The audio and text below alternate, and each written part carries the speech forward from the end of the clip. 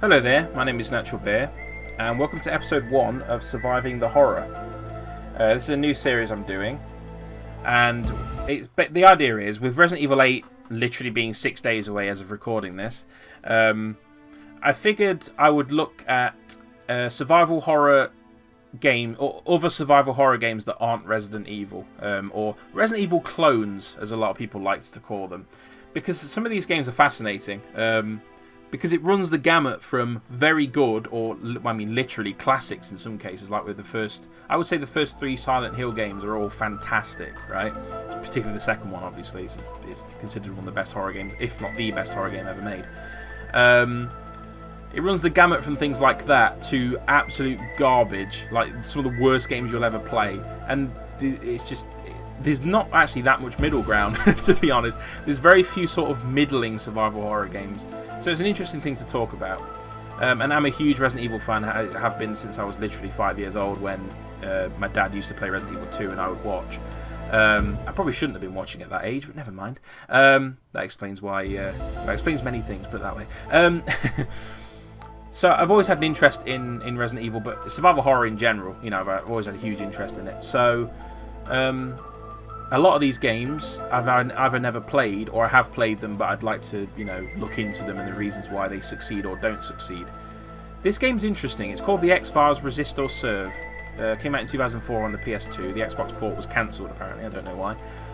The company that made it, Black Ops Entertainment, they're most well known for 3 different things. They made the PS1 version of The World Is Not Enough, which is a James Bond game.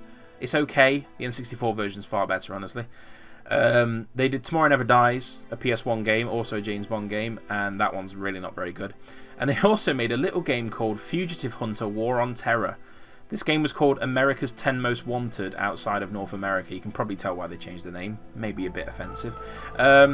If you think the name's offensive, wait until you hear the concept.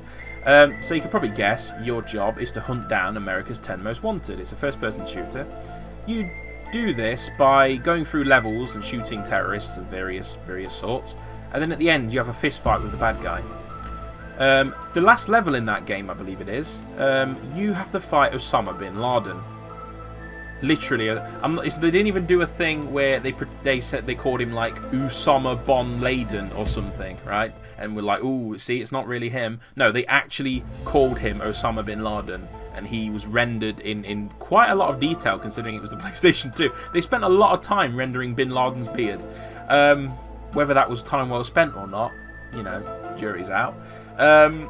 They were clearly going for like a controversy thing with the marketing. It worked. The game got a lot of press, let's just call it. Yeah, the same people that made that game made this. It was about the same sort of time as well. It might have even been the same year, which is just astonishing.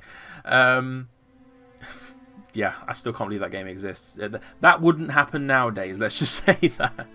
Well, some guy on Steam would try it, you know, some indie dev. There was that one game about, it was called like School Shooter Simulator or something. That caused some controversy, as you can probably imagine. Anyway, let's get back to this game, shall we? This game received mixed reviews. Story and writing were praised, and the voice acting too, because it was written by the guy who wrote the X-Files TV series. So the writing, and actually, this game is supposed to be like, it's split into 3 episodes, so to speak, and they're based on lost episodes from season 7. They may actually be like episodes that were just never made, and so they were adapted into a game. I can't really remember which way around they did it, but either way, in terms of the lore, if you are an X-Files fan, this fits into season 7. I personally have never really watched the X-Files because it came out probably a bit too early for me. I was born in 1993. This series came out, a couple of years after that maybe, and it got kind of big in the late 90s. So I was probably a little bit too young for it. And also in the UK, this series wasn't as big as it would be in the US for obvious reasons. But I mean, it's probably the kind of thing I would really like, because I do like my true crime and my conspiracies and all that stuff. I find the topic interesting. One of my favourite things to do is just seek out these people who think like the Queen's a lizard and just read some of these people's opinions, because it's honestly, I find it fascinating. I think these people are insane, but there's a weird fascination with conspiracies and the way that people's minds have to form connections and stuff that I just find, from a psychological point of view, I find it interesting. But anyway, so it's probably the kind of thing I would really like, but I've just never gotten into it. Of course, the bonus, or the benefit, if you like, of making an X-Files game is that the episodes don't really have to fit into anything in particular. So, for example, I've been following the story of this game so far fairly easily, because outside of a few references and things, they're anthology episodes, essentially. X-Files had 2 arcs. One was the overarching arc of the series, or the myth arc as people called it, and then you had your anthology episodes, which made up the majority of the season, and it was Monster of the Week stuff. So you could just dive into an episode, watch a cool monster getting caught by these 2 FBI people, and then there you go, that's the end of the story. So cool stuff, big fan of that. I love anthology stuff, so actually, again, that's another reason why I'd probably like the TV show if I ever got into it. But, you know, there's not enough time in the day, is there, unfortunately, so... yeah, anyway, it's probably about time we dived in, whichever. I have played the first act of episode 1. There's 2 acts in that episode, I believe. So I've played this game probably for between an hour and an hour and a half. I think with survival horror, I did actually try and record 2 episodes previously for different games, but what I was finding is that first impressions are... They don't work for survival horror games, you know. Action, like shooters and stuff, you can just dive in and just talk about the game. This, or survival horror games specifically, it's more... You've got to figure out how the game works, I think, to make a better video. So I've played, like I say, about an hour and a half. So I can tell you what the game does well, what it doesn't do well, and give you a conclusion, as this series will hopefully do. I do intend... I have a spreadsheet of literally over 100 survival horror games, so I'd like to... The bucket list thing would be to cover all of them. Obviously, I don't know if that will happen, probably not, but it would be nice to get at least close to that, because there's some interesting stuff on that list that I want to talk about. Anyway, incidentally, we are emulating this game. It seems to emulate absolutely fine. I've had no issues. But the fact is, I don't own a PS2, and even if I did, I'd have to buy a second-hand copy of this game. I have no idea how much it goes for on eBay and stuff like that. I haven't really looked. So emulation's the best we can do. But like I say, it emulates fine, so, you know. Right, let's go. Also, this game's not available digitally anyway, so I'm not stealing anyone's money, am I? So, it's all good. So, welcome to the X-Files. It's very dark. That's a dog. Okay, interesting. Didn't expect to be under attack immediately, I must say. So this is the inventory screen. It's very much... It's kind of... Well, basically, it's not your typical survival horror inventory screen. It's more like Silent Hill, actually, than Resident Evil. Because there's no item boxes, there's no inventory limit. You just carry stuff, and that's it. And you can combine items, you can examine them. I'm sure we'll be doing that at some point when we pick up certain items. So it's your standard sort of stuff, really. You've got a note screen. This is quite useful because it catches you up on the story. So even all the acts are here. So even I can go over the basic concept of this, if you like, just by going to the first note. So essentially, there's been some murders. The suspect is a man that's been pronounced dead by the town doctor. People, therefore, the dead may have reanimated in this town, and they're saying, oh, maybe it was witchcraft, and there's these 2 local twin girls that have been... They practice, like, I think it turns out they're like Wiccans or something, and they practice that, but people think they're witches or whatever. And the girls have been missing, and basically, yeah, it's typical X-Files stuff, really, you know. So these notes are really cool because they also give you hints to puzzles and things like, and places where you need to go and things like that. So that's a cool thing. And there's also a map which I haven't found yet. I'll show you the map when we eventually find it, hopefully. It's a standard sort of map, really. It's not a great map. It's more like the Silent Hill town map, where if things are blocked off, they'll get crossed out, and certain areas will be like circled. But for the most part, it's not that useful because it doesn't show your current position. Is the biggest problem with the map, I would say. At least I don't think it does. Maybe it does, actually. I don't know. We'll find out together. And then you've got various items. You find empty beer bottles, which you can combine with gas and rag to form Molotov cocktails. And there's also 2 different bottle sizes that dictate how powerful the Molotov is. So we've got a 40-ounce one, a 12-ounce beer bottle here. So, and then obviously this is the lighter that you use to light them. These night vision goggles, this was part of a really bad section in the last act, which we might talk about. And then you've got your various weapons. We've got an AK-47 here. I haven't found any ammo for it yet, actually, and I've had it for quite a while. We've got the shotgun. Only just found that. And then you got your pistol, all that stuff. You got your torch as well, your flashlight if you're an American. All that stuff. And then you got healing items. I don't know what the bandage actually does. I haven't used it yet.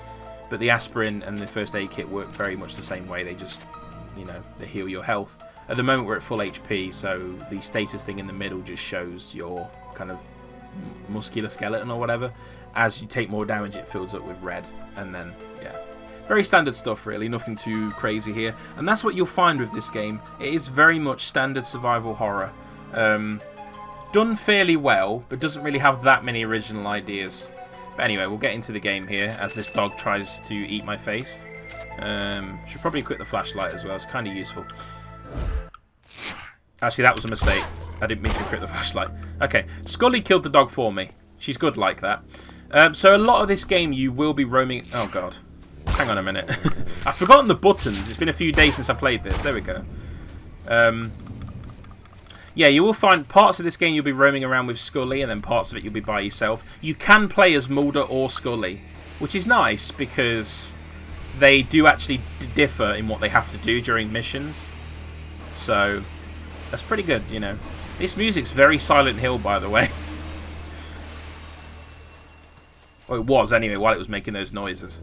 So yeah, as you can see, it's your standard fixed camera angle kind of thing. They're not tank controls. You actually do move the stick in the direction that you want to move. That does cause some issues if the camera angle suddenly changes. You recognize something? Datura. It's a poisonous species, but it's been used to counteract toxins like... Like the poison secreted in the pufferfish, a Japanese delicacy. Yes, tetrodotoxin. We've encountered this before, Scully. Tetrodotoxin is an ingredient found in powders used by Haitian witch doctors in the zombification process. The zombification process? You're making the leap from cataleptic paralysis to Haitian zombieism? After what we've seen, I don't think the leap is that far, Scully. Interrupted. I can't remember really what I was saying. Oh yeah, so the controls. You don't just push forward to go forward. It's not tank controls. It's, you know, wherever the camera's based is where you move. Again, that causes issues because if the camera angle changes suddenly and you're moving in one direction, you have to kind of readjust. Silent Hill had a similar problem, but at least in that game you could put the camera behind your back. You can't do that on this one. The camera's completely fixed. So that is a slight issue, but honestly, I'm not a huge fan of that control system, but it works the best of most games I've played that use this control system. So, you know, fair play. They managed to find a way to implement it fairly well. Also, you'll probably have guessed from hearing the voices, but that is actually Gillian Anderson and David Duchovny doing the voices. So that's good. So the voice acting, therefore, decent because it's actual actors doing it and not just like sound-alikes. So that helps add to the atmosphere. This game actually has a decent atmosphere. It's got good music, some decent scares here and there. You know, does a pretty good job of getting you invested in the game. We're about to explore I don't know if it's an abandoned asylum or just like a current one. I'm not sure which, but we're about to explore an asylum, which is going to be interesting. Just going to see if there's anything over here first.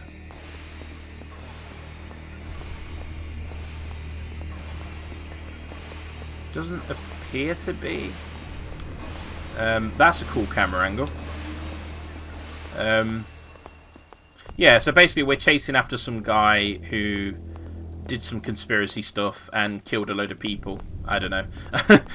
It's been a few days since I played this, so I don't fully remember what's happening. I'm sure I'll remember when I see story stuff. But anyway, let's head inside, away from the incredibly loud thunder that's destroying my eardrums. So the way combat works, it's auto-aim stuff, so you just hold the aim button and it aims onto the nearest enemy, and then you can press, I believe it's, yes, it's L2, not L1. L2 switches targets. L1 actually reloads the gun, as you just saw, which is quite nice that the game has a reload function like that. You can also do the classic Resident Evil thing of like combining ammo and stuff in the menu. You can do that too. There's also a button for the flashlight. So if you just press circle, I believe it is, you just take the flashlight out. This highlights things you can pick up, which is quite important because one thing this game does do, items sometimes you just can't see them really.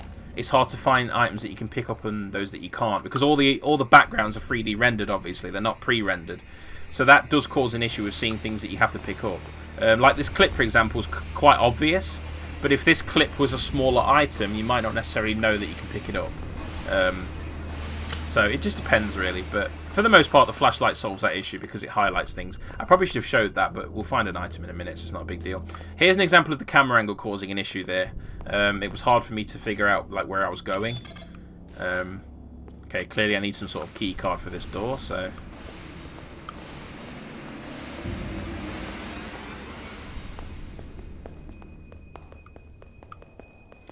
Okay, I guess we're going to go through here into the library.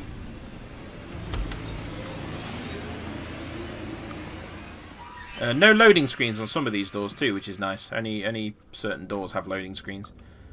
Okay. A book there that we're just not going to read. Interesting. By the way, you might notice occasionally, like now, Mulder's just looking in a random direction. He does that. It's got nothing to do with anything. And in a lot of these games, the character's head points towards things they can pick up. But in this game, they just seem to point in random directions. I don't know what's going on there. You'll also notice there's like an X in the corner of the screen. That means you can interact with something that's in front of you. That's useful. That does solve part of the issue of not being able to find items sometimes. Because worst case scenario, you can just kind of run your face into everything and wait for that icon to come up. So that's good. So there's some nice quality of life features in this game that I think help it rise from the level of mediocrity into something a little bit better. What was that? Mulder, are you all right? I'm fine, Scully. Dr. Greenberg, the eminent parapsychologist. I think we're moving closer to the source of the illness. If you've never heard David Duchovny talk before, by the way, you might think, God, he's a horrible actor. He reads every line like he's asleep. That's just the way he acts. He reads every line like... He just talks like he's asleep. That's just the way he talks. So you kind of have to deal with it.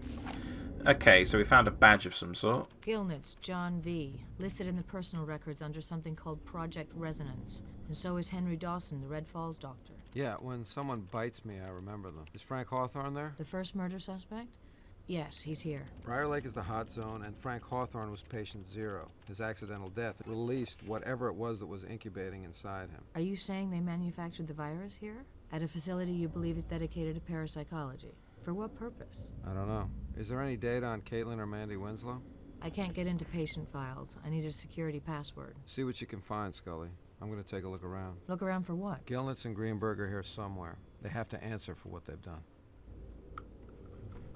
So, yeah, in terms of the voice acting, I mean, I wouldn't say that Gillian Anderson and David Duchovny are giving it their best, necessarily. They're phoning it in a little bit, but because they are quite good actors anyway, they're obviously, you know, they're very successful actors. So even them kind of phoning it in, they still sound better than most of the voice acting from around this era, because this was still kind of... Things were changing, but it was still mostly the Wild West when it came to voice acting, right? So, you know, it kind of works, honestly. It's not too bad. I'm just having a quick scan around, see if I can see anything with the flashlight, but I don't think there is anything. So we're just going to move on. I'm assuming this badge is to open the door at the back. There is another door on the other side. Actually, there's one over there too.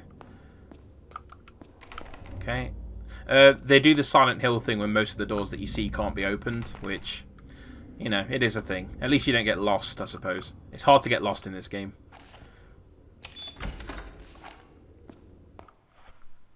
Yeah, so the puzzles are your standard survival horror stuff, really. You find keys, etc. Find codes to things, which is just keys but different, you know. It's very much that kind of thing, really. You see a door that's locked and you know that you'll have to come back later when you have the key, that kind of thing. And it's executed fairly well, honestly. Oh, here's the map. Okay. So this gives you an idea of what the map's like. So it does actually show you current location, which is good. It's a bit confusing though, isn't it? It's literally a blueprint, so it's not the best map in the world. You can see at the top there's a black squiggly line, which is basically that door doesn't open or anything. So that's good at least. It does show you, you know, if a door doesn't open or whatever. So it's not the worst map I've ever seen, but at least it's, you know, it's not great, but it's something, right? So we're going to keep taking a look around here because I don't want to miss anything. There's a computer in the corner.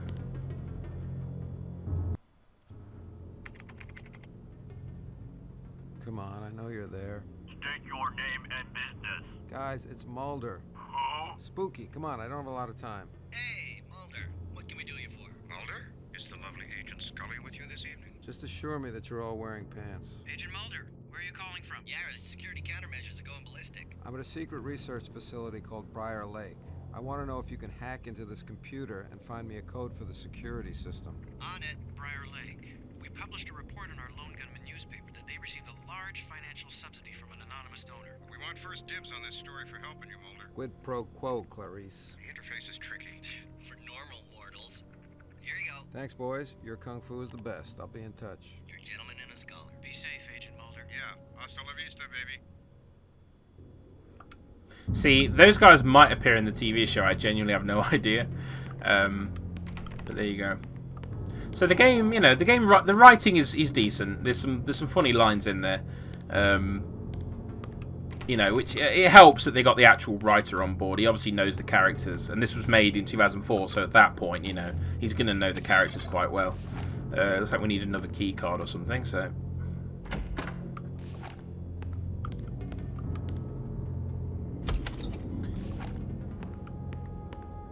Okay, there's a first aid kit on the table there. This area is quite interesting because there's been, like, apart from those dogs right at the beginning, there's been basically no enemies, which I think is quite kind of cool, honestly. This game has quite a lot of enemies. So this is a nice change of pace, just letting you explore this area kind of with no real interruptions or anything like that. So, oh, this is a good chance to show off the save system. These X's are save points, and you can save at them whenever you like. So there's no ink ribbons or any equivalent like that. You just pick a save point and you go for it. Boom. So yeah, it's a very simple save system. If you die, you do have to go back to your last save. So they've kept that from Resident Evil, but there's no retries or anything.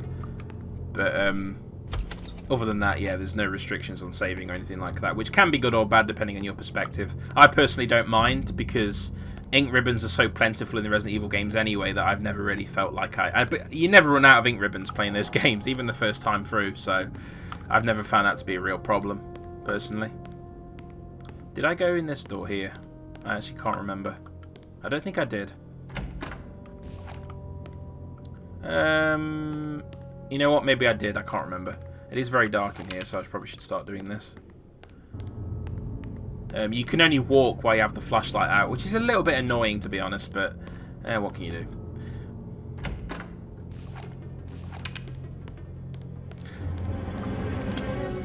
But again, I enjoy the fact that the door loading and stuff, like, they can load more than one room at the same time, which I greatly appreciate. Because, I mean, imagine this area in a Resident Evil game, like, the loading screens would just be unbearable in this particular section. Here, you know, all these offshoot doors you can just kind of go into. So I think they found a pretty good way to do it. I don't know what these musical stings are for, because as far as I can see, there's nothing happening, but I guess they're trying to keep the tension up or something. What the hell? Okay. Well, there you go. I don't know why there's pictures of, like, cats and monkeys on that screen, but there is. Maybe that's some psychology test I'm not aware of. Is that Charles Darwin above the... Anyway. I feel like I've missed something then. Well, I haven't been in this room yet. Well, no, I have. Never mind. I feel like I've missed something in that case, because I need a key card for that door. So this is where the flashlight's going to come in handy. So, yeah, this is really my sort of main complaint with the game, is the fact that because all the backgrounds are 3D, items tend to blend into the background a lot. And so it really, luckily the flashlight's there and the interaction icon in the corner, but even then, it has that problem that some games have where you have to be standing in the exact right spot to pick things up sometimes, which does not help. So, I mean, I wish that maybe that was different. The controls, I'm not a huge fan of the control style, in the sense I prefer tank controls for this kind of game, but of all the games that I've seen do this style, this is one of the better ones, I have to say. I've seen some try it and it's just horrendous, but this game does it fairly well. Weirdly enough, I think the fact that the character doesn't move very quickly, I think actually helps in that regard. Because it means you're not, like, you know, bumping into walls and stuff like that constantly and just getting confused about where you are. Okay, yeah, so I did miss something.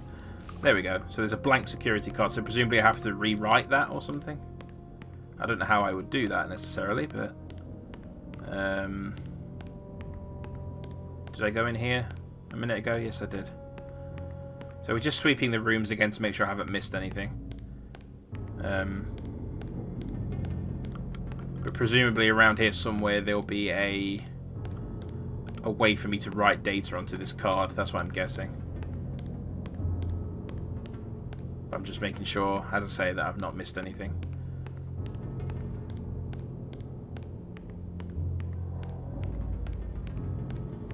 In terms of graphics, I would say, I think actually one of the criticisms that reviewers had was the graphics. And for 2004, I mean, they're not fantastic. They're not awful. I've seen worse. But I wouldn't say graphics are this game's strong points. I'd say Mulder's likeness is not bad. Like, he actually looks like David Duchovny quite strongly. Scully looks a bit odd because this game doesn't do hair very well, I don't think, which is actually a common issue with a lot of games of the time, is that hair was not rendered particularly well. Okay, this is where you rewrite the card. See, look, this kind of just blends into the background. So if you, not unless you were looking specifically for it, it's a bit, you know. So you can get lost, but the game's not too difficult. Oh, I tried to use the wrong thing. The game's not too difficult, so it's not a massive issue or anything. Oh shit. Okay, I'm assuming this is in the notes section. I think the code did flash up on screen for like half a second, so there we go. So it's 86592. Oh, I need to use the thing again. 86592.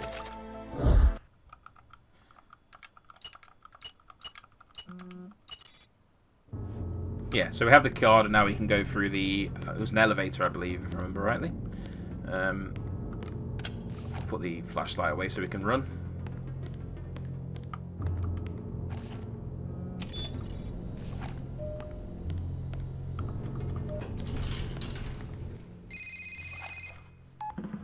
Find something, Scully? Mulder, where are you? I just got on the elevator. I'm instinctively drawn to the basement. I found patient files on the Winslow girls, and what I can only describe as genetic maps. You mean some kind of DNA identification system? No, more than that. Their gene signatures were copied and used for something. This is genome mapping beyond any recognized scientific capability. Scully, I left a note in the security office that details how to make an access card for the elevator. I want you to see what you can find on the second floor.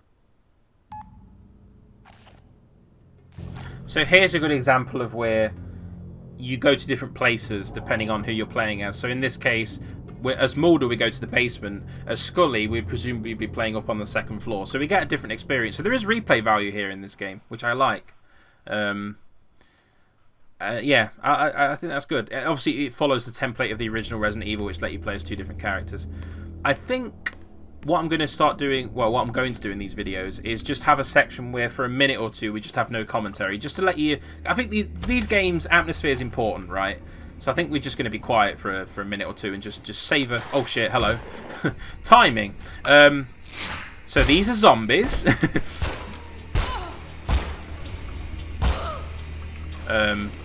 Yeah, that was a thing. So yeah, I think we're going to be quiet for a minute or two and just let you savor the ambiance, really.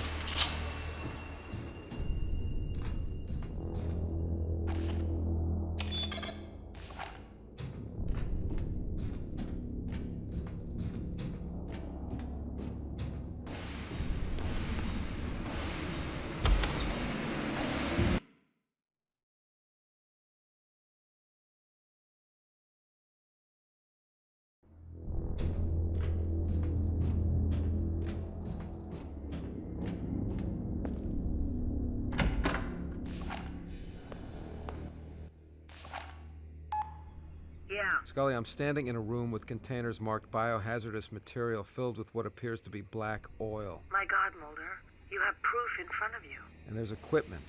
I'm not sure I need you to look at it, but I think it's used for cellular manipulation, genetic cloning. I'm on my way.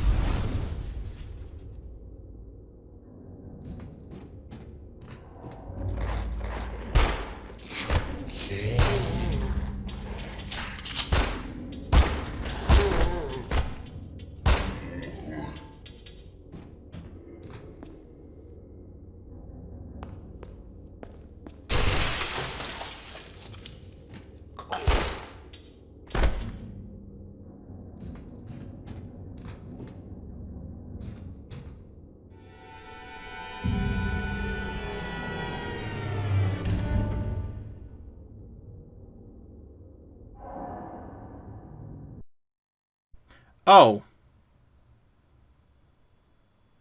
That felt a little bit cheap. Apparently that killed me. I feel like that guy probably had an item, and I think there was something else to use in that room, so that felt a little bit unfair, but never mind. Yeah, anyway, hopefully that gave you an idea of the game's ambiance and stuff like that. Also, you can see how far back this is going to send me, so I think we're going to do some editing and come back when we get to the point we were just at. Okay, we're roughly back where we were now. I think what we're going to do here is just run away. Oh god, the camera. See, that's another spot where the controls almost screwed me because the camera switched so suddenly. But yeah, I'm pretty sure we're just going to run away from that. I don't think there was any items left, and yeah. We've got the card key now, so we can probably just move on. But yeah, overall, I would say this game is solid. If you've played other survival horror games, if you've played Silent Hill, if you've played all the Resident Evil games, or the actual horror ones, if you've played maybe Fatal Frame and stuff like that, and you want to scratch that itch, but you've played most of the things that you know, in that genre, this is not a bad way to go about playing more of it. I think it does some things well, it does some things kind of badly, but overall it's a decent product. And if you are an X-Files fan, you will probably quite enjoy this game a lot, I would imagine. Obviously, I don't know if the writing's any good in terms of like compared to the series. I don't know, but either way, it's more X-Files content, right? So as a fan, it's the kind of thing you can sort of get into, you know. Will I play any more of it? Yeah, probably. I'm finding it oddly engrossing, despite its flaws. I just hope there are some really bad sections in this game. I will say that there was one in particular right at the end of Act 1 of the first episode, where you're in this like mine shaft and it's collapsing, and you've got night vision goggles on, but Scully hasn't got any goggles. She's completely blind, so you have to kind of walk along and guide her through while enemies are attacking you both. Really bad section, because literally if you walk 2 feet ahead of Scully, she just gets lost and refuses to move. So you have to stay right next to her, slowly walking along, and there's tons of enemies, and the lock-on system is honestly not the greatest when there's more than one enemy on screen, so it's not a very good section. I wish that was something that wasn't in the game or was improved. And there's little bits like that that are a bit janky, but I think for the most part this game does a decent job of replicating that Resident Evil experience. And if you are a fan of the series, you'll probably really like this, honestly, so give it a try. I would say play the first half an hour to an hour, and if you like it, then great. If you don't, then no harm done. But I think ultimately this is worth giving a try if you do like survival horror and or X-Files. So yeah, there you go. That's the first episode, I think. We will be back with episode 2 at some point, hopefully soon. I don't really know what game I'm going to do yet. I have my spreadsheet, because I have a spreadsheet, because, you know, I have no life. I have a spreadsheet of like all the survival horror games, and I just picked one off there, really. This one, I was originally actually going to do the first Siren game, but because I was doing it in that format of like first time playing or whatever, the video just came out garbage, so I just scrapped it. I thought the sound had gone funny there for a second, but the music's supposed to sound like that. Okay, this music's actually kind of cool, honestly. That's what I mean. Good music in this game. Yeah, then I also recorded another video on the Evil Dead game, the first one, which is just a Resident Evil ripoff. It's called Hail to the King. Really, really shit game, and also, again, I was doing like a first impressions thing. If I can tolerate that game, I will go back to it, but I'll make sure I play a little bit first and just talk about why that game is so garbage. 2 words: shit controls. So yeah, we'll be back with episode 2 at some point. We'll do something. I don't know. But yeah, until then, I hope you enjoyed the video, and yeah, hope you can catch me for part 2 in the future. Until then, bye.